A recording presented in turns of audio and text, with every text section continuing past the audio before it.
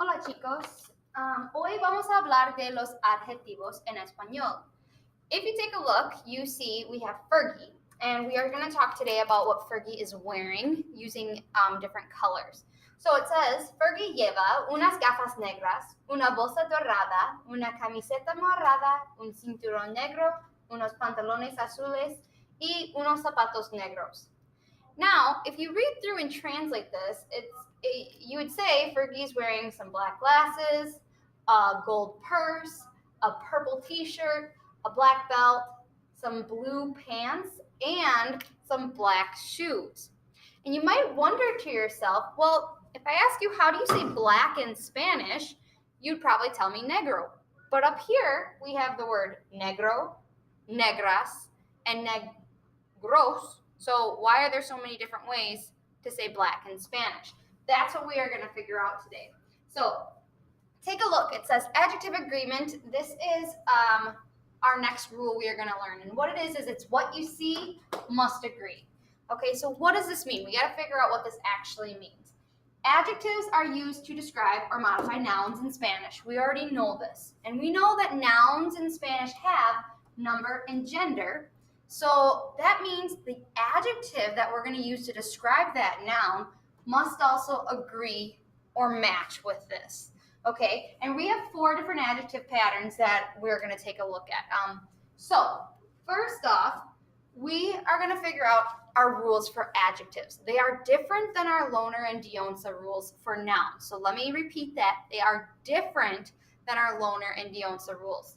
So what these rules are is there's 3 different ones that we're going to look at right this second. Okay, the first one is if we have an adjective that ends in an O, like for example, feo.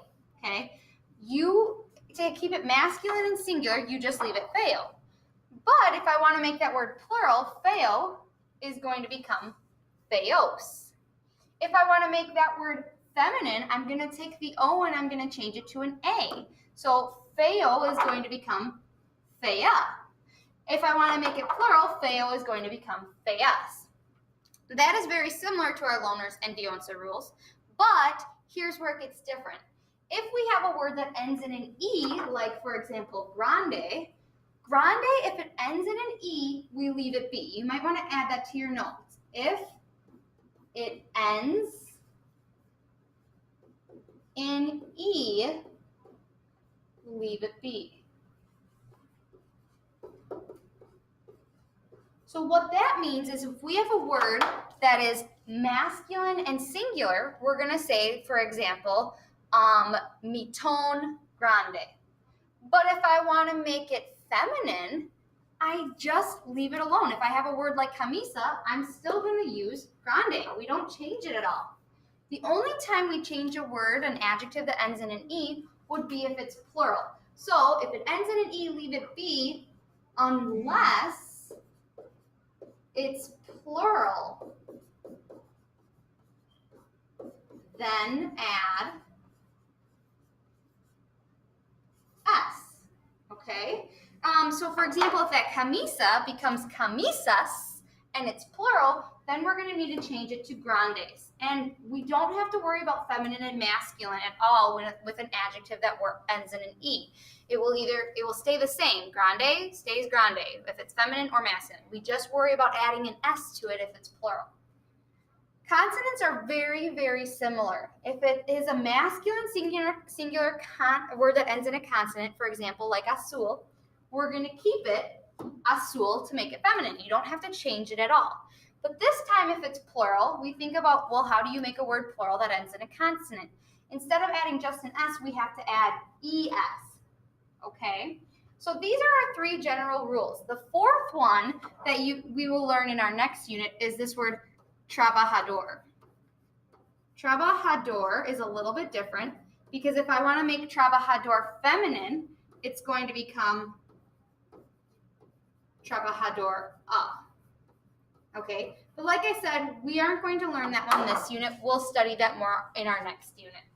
Okay, the last big thing that we need to take a look at is that adjectives in Spanish are usually placed after the noun. So that's different for us. Instead of saying something like, I like your blue shirt, in Spanish, we're going to say, I like your shirt blue. The other thing that's different from English is instead of saying, I like your blue shoes, in Spanish they would say, I like your shoes blues. What you see must agree. Let's try some examples, okay? If I take the word mitones. Mitones, we know, of course, means mittens. If I would like to make, or if I would like to say that your mittens are blue, okay, I would put the word blue in Spanish, which is azul, after the noun, and now I need to make it match. So I'm going to take a look. Is mitones singular or plural? Well, since it ends in that es, I know it is plural. Then I ignore the es, and I look at what it ends with, and I know that on by itself is masculine. So if this word is masculine and plural, I need to also make azul masculine and plural. And as of right now, azul can be masculine or feminine, okay? So we don't need to change that part of it, but it's singular. So remember, to make this word plural, we can look back. How do we make azul plural? Oh, yes, that's correct. We just add es, okay? So to make this word become plural, we would add es. So if I would like to say blue mittens, it would become mitones azules.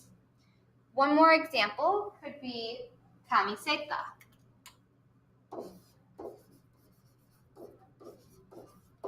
If I would like camiseta, and I would like to say that it's a black camiseta, I would use that word negro.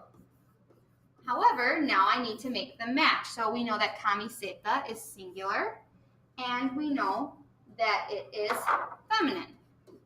So we need to make this word negro be feminine and singular. Well, it's already singular because it does not end in an S. So in order to make it feminine, I can look back on my chart. If a word ends in an O, I make it feminine by changing the O to an A.